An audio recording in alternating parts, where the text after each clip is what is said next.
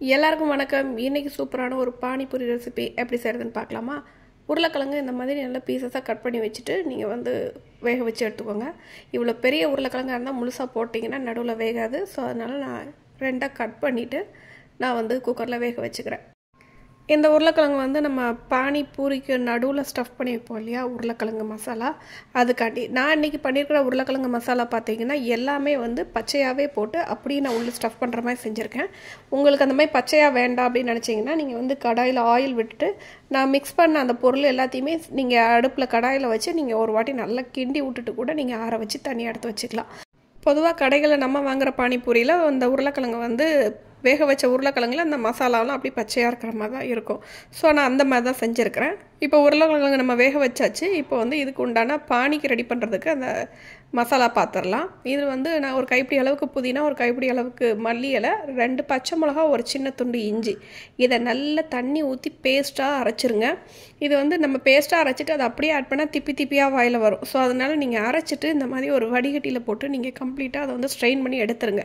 நீங்கள் அந்த மாதிரி ஸ்ட்ரெயின் பண்ணி எடுத்தால் தான் உங்களுக்கு சாப்பிடும்போது நார் மாதிரி எதுவும் அந்த இலைகளில் இருக்கிறது அந்த நாரெல்லாம் உங்களுக்கு வராமல் வாயில் தட்டுப்படாமல் இருக்கும். ஸோ அதனால் தனியாக நீங்கள் ஸ்ட்ரெயின் பண்ணி எடுத்து வச்சுட்டு இதில் கொஞ்சமாக உப்பு சேர்த்துக்கலாம். உப்பு சேர்த்துட்டு நான் புளி கொஞ்சம் கட்டியாக கரைச்சி வச்சுருக்கிறேன்.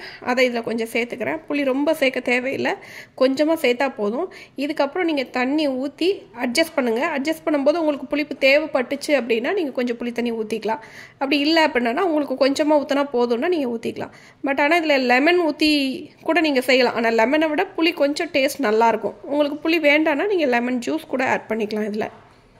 இப்போ இதெல்லாம் தனியாக மிக்ஸ் பண்ணி வச்சுட்டு அதுக்குள்ளேயே உருளைக்கிழங்கு வெந்துருச்சு. இதை நல்லா தோலெல்லாம் பீல் பண்ணி தனியாக எடுத்து வச்சுக்கலாம்.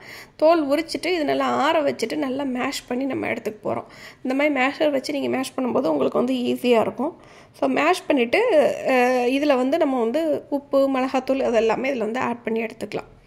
இப்போ அந்த பானி கரைச்சி வச்சுருக்கிறதுல கொஞ்சமாக சாட் மசாலா ஆட் பண்ணிக்கலாம். பொதுவாக பானிக்கு அந்த சாட் மசாலா பண்ணும்போது தான் உங்களுக்கு கடைகளோட ஸ்டைலில் அந்த ஃப்ளேவர் கிடைக்கும். ஸோ அதனால் சாட் மசாலா மஸ்ட்டு. இல்லைனாலும் ஒன்றும் பிரச்சனை இல்லை. அந்த ஃப்ளேவர் வேணும்னு நினச்சிங்கன்னா சாட் மசாலா கண்டிப்பாக வேணும்.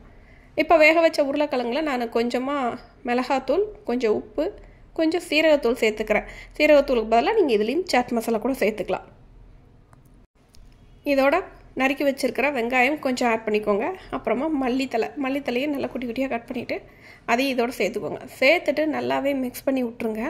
ஈவனாக மிக்ஸ் ஆகணும். ஸோ கரண்டியை வச்சு நீங்கள் மிக்ஸ் பண்ணுறத விட கையால் மிக்ஸ் பண்ணும்போது உங்களுக்கு இன்னுமே அந்த உப்பு காரமெல்லாம் எல்லா பக்கமும் ஈவனாக ஸ்ப்ரெட் ஆகும். கரண்டி வச்சுங்கும்போது ஒரு பக்கம் போய் ஏதாவது இருந்துச்சு அப்படின்னா ஒரு பக்கம் பத்தாத மாதிரி இருக்கும். ஸோ அதனால் கை வச்சு நல்லா ஈவனாக மிக்ஸ் பண்ணி தனியாக எடுத்து வச்சுக்கலாம்.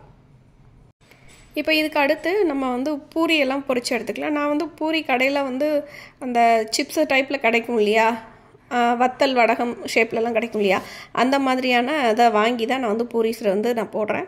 வேணும்னா நீங்கள் மைதா மாவு பூரி குட்டி குட்டியாக கூட நீங்கள் போட்டுட்டு நீங்கள் இந்த மாதிரி ஃப்ரை பண்ணி எடுத்துக்கலாம். நான் இதே போட்டு எடுத்துக்கிறேன்.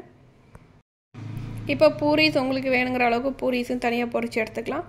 பூரிஸ் ஒரு பக்கம் ரெடி பண்ணி வச்சாச்சு. அதே மாதிரி உருளைக்கிழங்கு மசாலாவும் தனியாக ரெடி பண்ணி எடுத்து வச்சாச்சு. பானியும் தனியாக ரெடி பண்ணி எடுத்து வச்சாச்சு. இந்த இடத்துல இனிப்பு சட்னி வேணும்னா நீங்கள் ஆட் பண்ணிக்கோங்க. எனக்கு பொதுவாக இனிப்பு சட்னி எங்கள் வீட்டில் யாருக்கும் பிடிக்காது, எனக்கும் பிடிக்காது. ஸோ அதனால் இனிப்பு சட்னி நான் செய்யலை. உங்களுக்கு அந்த இனிப்பு சட்னி வேணும் அப்படின்னா அதை நீங்கள் ரெடி பண்ணிவிட்டு இது கூட சேர்த்துக்கலாம். இல்லைன்னா இதுவே போதும். இதுவே ரொம்ப நல்ல டேஸ்ட்டாக இருக்கும். இப்போ வழக்கம் போல் பூரிஸை உடைச்சிட்டு உருளைக்கிழங்கு மசாலா ஃபில் பண்ணிவிட்டு இந்த பானியும் அதில் போர் பண்ணிக்கோங்க. அதுக்கப்புறமா பச்சை வெங்காயம் மட்டும் வச்சுருக்கிறேன், அதை சேர்த்துக்கலாம். இதில் நீங்கள் பச்சை பட்டாணி வேக வச்சுட்டு அதை உள்ளே 2 ஸ்டஃப் பண்ணி போடலாம்.